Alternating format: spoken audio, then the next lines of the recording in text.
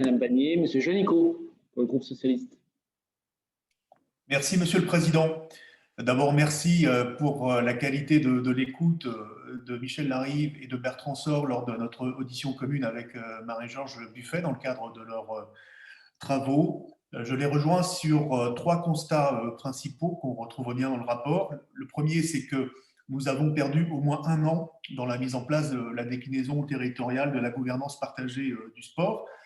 Je rappelle que les premiers travaux de réflexion remontent à 2018, le rapport Bayeux-Lefebvre sur la gouvernance du sport, que la préfiguration de l'Agence nationale du sport a été effective en avril 2019 et que nous avons voté la loi pendant l'été de 2019. Or, les décrets permettant la création de conférences régionales du sport et des conférences de financeurs ne sont intervenus qu'un an après, ce qui est très tard, fin octobre 2020.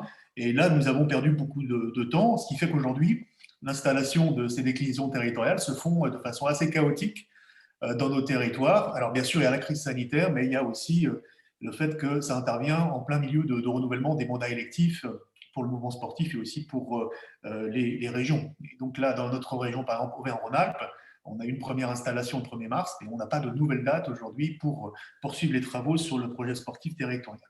Le retard se traduit aussi, je pense, et c'est dommage, sur le fait que nous avons besoin de ces conférences régionales du sport pour faire vivre les Jeux olympiques et paralympiques, son héritage territorial dans nos territoires. Et là, on prend un retard considérable.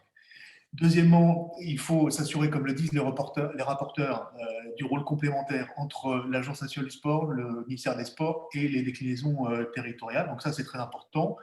À ce titre, je pense que 8 thématiques plus 5 dans la proposition de loi, si elle est votée, c'est beaucoup trop large et qu'il faudrait recentrer les conférences régionales du sport sur 3 thématiques principales: les équipements structurants sportifs dans les territoires carencés, l'emploi sportif et la formation, et puis le sport santé bien-être, en plus de l'héritage territorial des Jeux olympiques et paralympiques. Monsieur le Président, je termine. Au-delà de la meilleure représentation du sport scolaire et du sport universitaire, tel qu'ils l'ont dit tout à l'heure, il faudra s'assurer que les services déconcentrés de l'État aient bien les moyens d'accompagner les acteurs de la déclinaison territoriale. L'objectif, c'est bien plus de lisibilité des politiques publiques sportives, mais aussi plus de cohérence financière. Il faut qu'ils y voient clair sur le terrain. Merci. Merci.